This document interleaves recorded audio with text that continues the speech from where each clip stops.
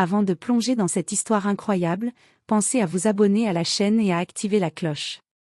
Ici, chaque récit a quelque chose à dire, et vous ne voudrez pas en manquer un seul. Le soleil se couchait sur l'aéroport international d'Atlanta, teintant le tarmac d'une lueur dorée. Dans le hall d'embarquement du terminal B, la famille Anderson se tenait discrètement à l'écart de la foule. James Anderson, la cinquantaine, portait un simple polo bleu marine et un jean impeccable. Ses yeux sombres reflétaient à la fois la sagesse et une force tranquille. À ses côtés, Grace, sa femme, une élégante femme noire au port distingué, observait calmement la file d'attente. Elle avait ce genre de présence qui imposait le respect sans avoir à dire un mot. Leur fils de 22 ans, Michael, grand, athlétique et souriant, pianotait sur son téléphone, tandis que sa petite sœur Alyssa, 13 ans, lisait un livre avec concentration. Aux yeux des autres passagers, ils n'étaient qu'une famille ordinaire partant en voyage. Ce qu'aucun ne savait, c'est qu'ils étaient les principaux actionnaires et fondateurs de Skylink Airlines, l'une des compagnies aériennes les plus prestigieuses du pays. Ils avaient décidé de voyager incognito, comme à leur habitude, pour observer discrètement la qualité du service offert sur leur vol. Mais ce soir-là, le destin allait leur montrer que même au sommet, on n'échappe pas aux préjugés. Le vol 472 de Skylink Airlines était presque complet ce soir-là. Les passagers s'installaient tranquillement, certains déjà plongés dans leurs écrans, d'autres discutant doucement avec leurs voisins. La famille Anderson avait pris place dans la rangée 12, près des sorties de secours, comme il le faisait souvent pour avoir un peu plus d'espace. Alors que James s'installait et plaçait sa ceinture, le capitaine Robert Harlan, un homme dans la quarantaine au visage fermé et aux traits durs, passa dans l'allée pour accueillir les passagers. Son regard s'arrêta sur la famille Anderson. Sans raison apparente, un frisson d'arrogance traversa ses yeux. « Excusez-moi, monsieur, » dit Robert en s'adressant à James, « je crois qu'il y a une confusion. Vous avez réservé ces sièges avec quelle carte de fidélité ?» James leva les yeux, surpris par l'audace. « C'est ma réservation personnelle, monsieur le capitaine. » « Tout est en ordre. » Mais Robert ne semblait pas convaincu. Il fronça les sourcils et haussa la voix. « Je ne pense pas que vous compreniez les règles de notre classe affaires. Vous devriez probablement vous asseoir plus loin, là-bas. » Il fit un geste vers l'arrière de l'avion, comme si la famille n'avait pas le droit d'être là. Grace, impassible mais visiblement irritée, intervint. « Nous avons payé nos places, et je vous assure que nous sommes exactement là où nous devons être. » Le ton monta, attirant l'attention de plusieurs passagers. Michael se leva, les poings légèrement serrés, tandis qu'Alyssa regardait la scène, incrédule. « Écoutez, monsieur, » dit James calmement mais fermement, « je ne comprends pas votre problème. Nous avons réservé nos sièges il y a des semaines. » Le capitaine Harlan, cependant, s'enfonça dans son arrogance. « Je ne discute pas avec vous ici. Ce n'est pas votre place. Suivez les instructions, ou... » Sa phrase mourut dans un silence chargé de tension, interrompu par les murmures inquiets des passagers. À ce moment-là, Grace posa une main sur le bras de son mari. Son regard, calme mais perçant, semblait dire « Nous ne nous laisserons pas humilier. » Mais Robert ne savait pas à qui il avait affaire. Sans le savoir, il venait de déclencher une chaîne d'événements qui allait bouleverser sa carrière et sa vie personnelle. Les murmures des passagers résonnaient dans l'allée de l'avion. Certains jetaient des regards mal à l'aise vers le capitaine Harlan, tandis que d'autres chuchotaient entre eux, incrédules devant l'audace de cet homme. Michael se leva, son visage marqué par une colère contenue. « Monsieur le capitaine, nous avons payé nos places. Il n'y a aucune erreur. » Sa voix, ferme mais calme, portait dans toute la cabine. Robert Harlan se raidit. « Je vous demande de suivre les règles, c'est tout. » Son ton était autoritaire, mais on percevait la nervosité dans son tremblement imperceptible. Grace, imperturbable, intervint à son tour. « Vous devriez peut-être vérifier vos informations avant de juger vos passagers. Nous sommes exactement où nous devons être. » À cet instant, plusieurs passagers sortirent leur téléphone, filmant discrètement la scène. Une atmosphère électrique flottait dans la cabine. L'humiliation infligée à la famille Anderson était palpable, mais personne ne comprenait encore pourquoi ce pilote semblait si déterminé à les déplacer. Vous pensez pouvoir nous intimider parce que nous sommes. Commença James, mais il se tut, réalisant qu'aucun mot ne pourrait réduire l'arrogance du capitaine. Le pilote, aveuglé par son sentiment de supériorité, ne savait pas que cette famille n'était pas une passagère ordinaire. James Anderson n'était pas seulement un client, il était l'un des propriétaires majoritaires de Skylink Airlines. Son épouse et ses enfants partageaient ce pouvoir, invisible aux yeux du pilote. Alors que la tension atteignait son paroxysme, Grace se pencha vers Michael et Alyssa. « Restez calmes. Ne leur donnez pas le pouvoir de nous rabaisser. » Leur calme imposait un contraste saisissant avec la nervosité du capitaine. Un des passagers, une femme d'âge moyen assise quelques rangs derrière, murmura « Regardez ce pilote. Il se comporte comme s'il avait un droit divin sur ses gens. » Son regard trahissait un mélange de peur et d'indignation. À ce moment précis, James comprit que cette humiliation, bien qu'injuste, pourrait devenir une occasion de montrer la vérité sur qui ils étaient vraiment. Il échangea un regard silencieux avec Grace, un regard qui disait « La leçon viendra, et elle sera mémorable. » Robert Harlan, inconscient de la tempête qu'il avait déclenchée, continua son insistance, ignorant totalement que la famille Anderson détenait le pouvoir ultime sur sa carrière et sa réputation. L'atmosphère dans la cabine était devenue électrique. Chaque murmure, chaque respiration retenue traduisait la tension. Certains passagers échangeaient des regards complices, d'autres fixaient le capitaine Harlan, stupéfait par son comportement. Un homme assis à côté de la rangée de la famille Anderson, David Reynolds, un avocat voyageant pour affaires, ne put contenir son indignation. « Excusez-moi, monsieur le capitaine, mais vous êtes en train de harceler des passagers qui n'ont rien fait de mal. » Sa voix ferme et claire traversa l'allée. Robert Harlan se raidit, sa mâchoire se contractant. « Je fais simplement respecter les règles de la cabine. » « Les règles, » répliqua Grace, son ton calme mais tranchant. « Les règles s'appliquent à tous, et vous n'avez aucune raison de nous traiter différemment à cause de notre apparence. » Plusieurs passagers prirent alors leur téléphone, enregistrant la scène. Les regards se tournèrent vers le pilote, et l'ambiance changea. Ce qui aurait pu rester un conflit privé devenait maintenant une humiliation publique pour Harlan.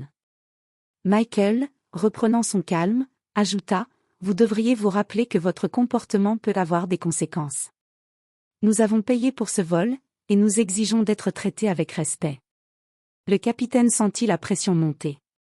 La tension était palpable, et il commença à percevoir que quelque chose clochait. Pourquoi cette famille, pourtant discrète, semblait si sûre d'elle et imposait une telle autorité morale? C'est à ce moment-là que James échangea un regard avec Grace. Leur décision était silencieuse mais unanime, il était temps de mettre fin à cette humiliation.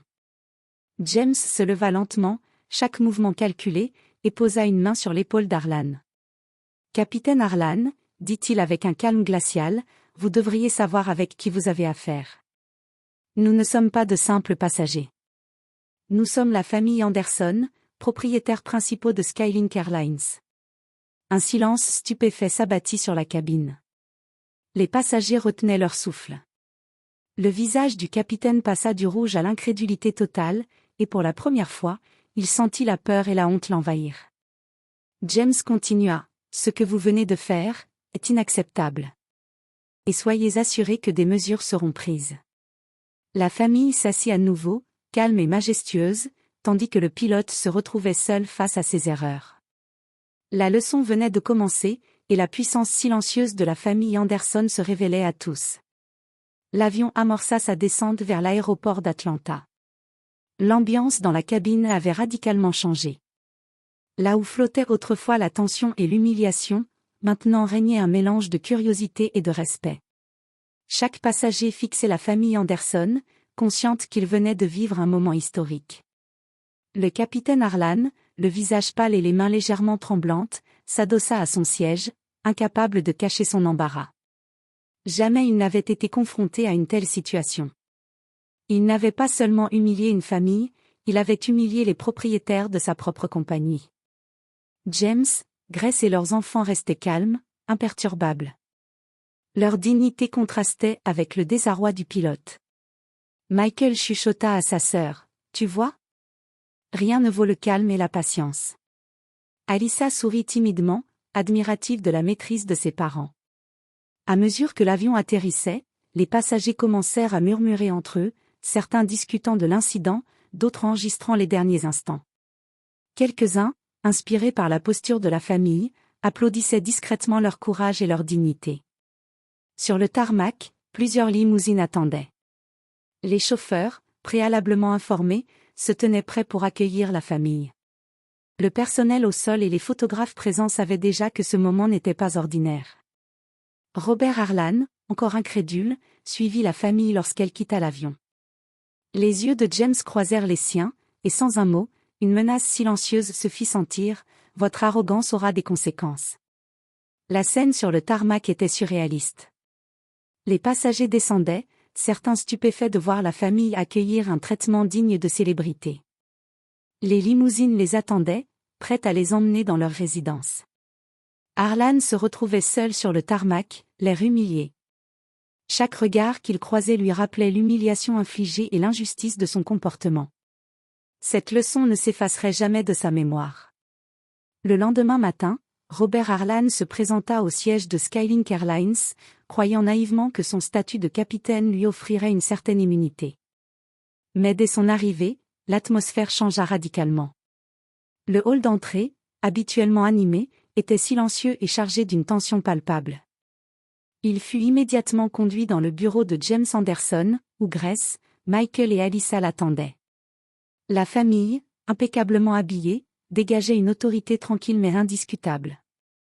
James prit la parole, d'une voix ferme mais mesurée. « Capitaine Harlan, hier, vous avez non seulement enfreint les règles de la compagnie, mais vous avez aussi humilié une famille de passagers qui, comme vous le découvrirez aujourd'hui, possède Skylink Airlines. » Harlan sentit le sol se dérober sous ses pieds.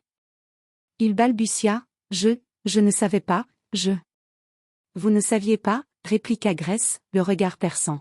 « L'arrogance ne justifie jamais le racisme ou le harcèlement. Votre comportement est inacceptable et sera sanctionné. » Quelques minutes plus tard, le département des ressources humaines entra avec un document officiel.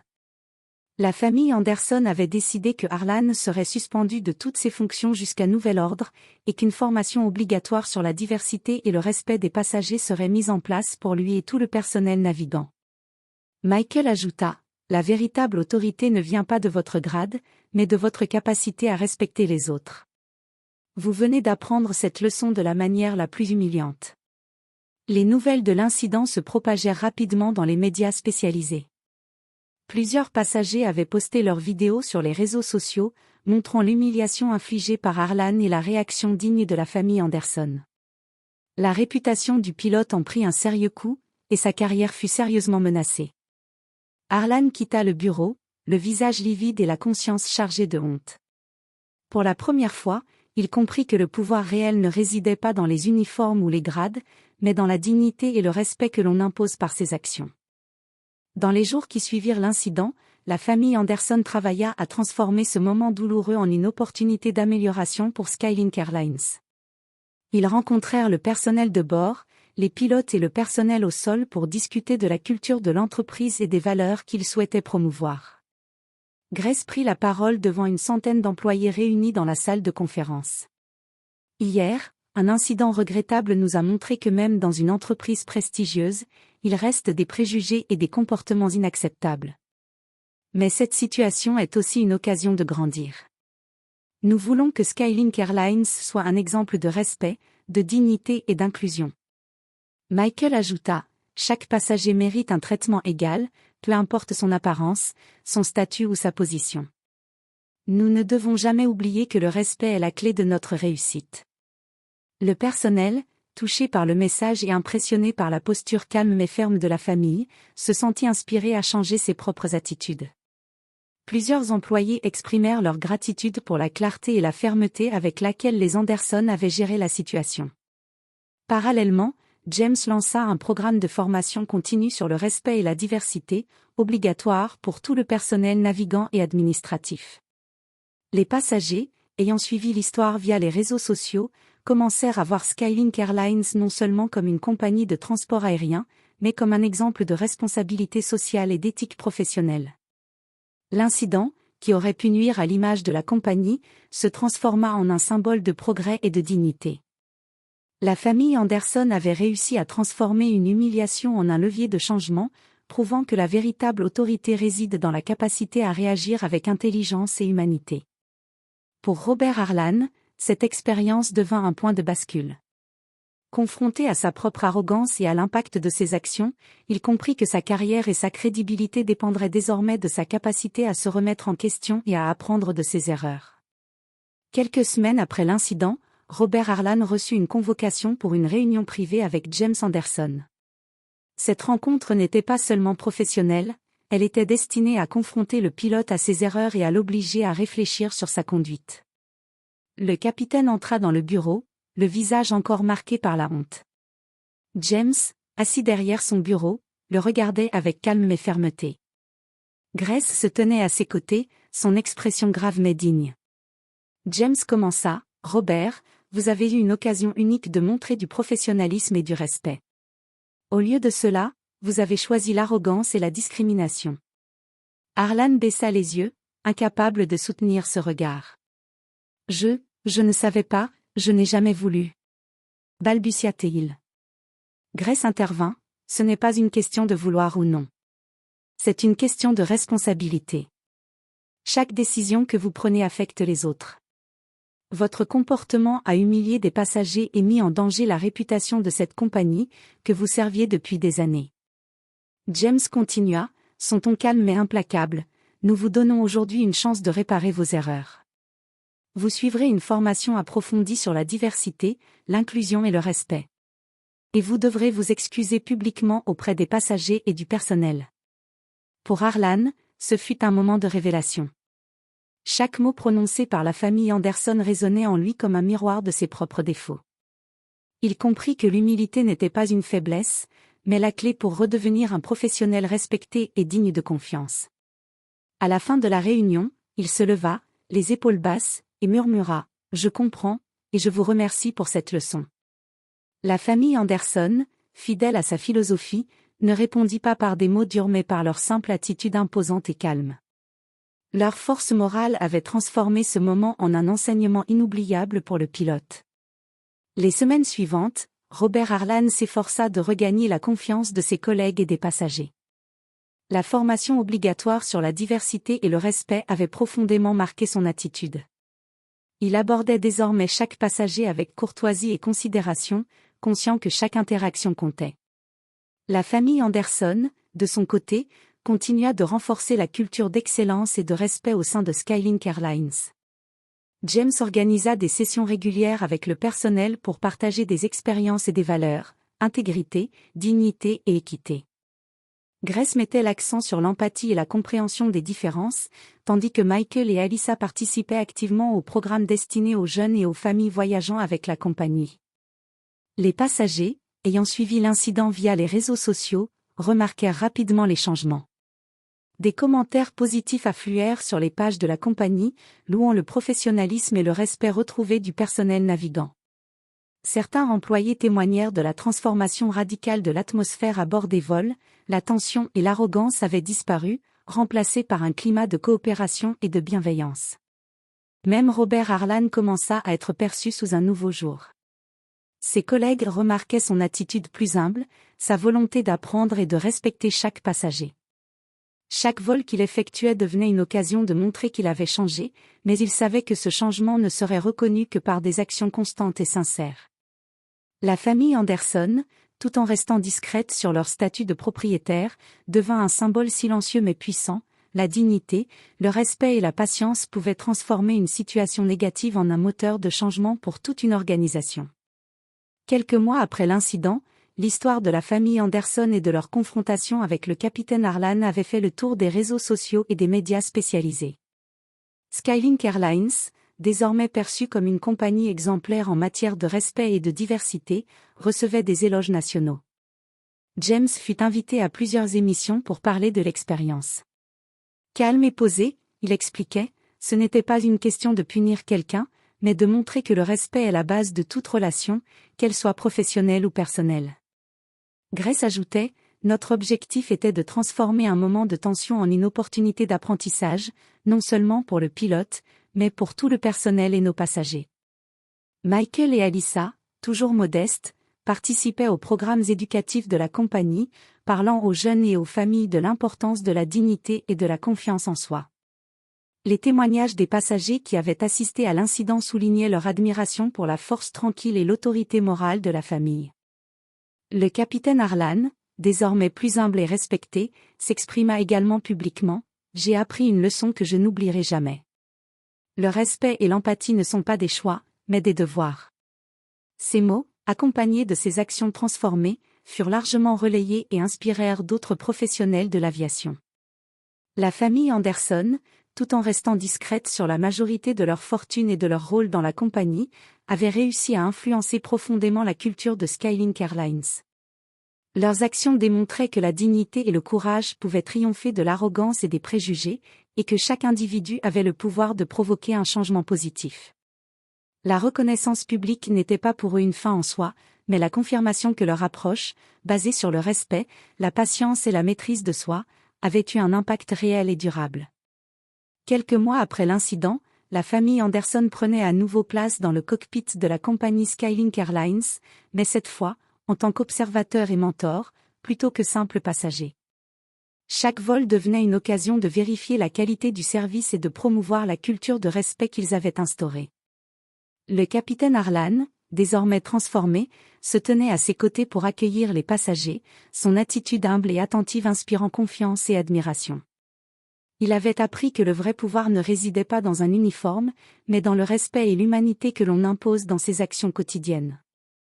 James regarda sa famille, fier de la manière dont chacun avait contribué à ce changement. Grace posa une main sur son épaule et sourit: « Parfois, la patience et le calme valent plus que la colère. » Michael et Alyssa échangèrent un regard complice, conscients que leur comportement exemplaire avait marqué tous ceux qui les entouraient. Alors que l'avion s'élevait dans le ciel, James pensa à l'ironie de la situation: une humiliation initiale avait conduit à un renforcement de la dignité et de l'intégrité dans toute la compagnie. Il comprit que les épreuves, même injustes, pouvaient devenir des leviers de transformation. À l'extérieur, les passagers observaient avec respect et gratitude la famille Anderson, dont la force tranquille et l'autorité morale laissaient une empreinte durable. Les médias et les réseaux sociaux relayèrent la conclusion de cette histoire: une leçon de dignité, d'humilité et de courage face à l'arrogance et aux préjugés. L'histoire se termina sur une image symbolique: la famille Anderson, assise ensemble dans l'avion, regardant l'horizon, sereine et confiante, sachant qu'ils avaient non seulement réparé une injustice, mais aussi inspiré des milliers de personnes à agir avec respect et humanité. Et ainsi, la véritable grandeur n'était pas dans la richesse ou le pouvoir, mais dans la capacité à transformer l'adversité en force morale et en inspiration pour les autres.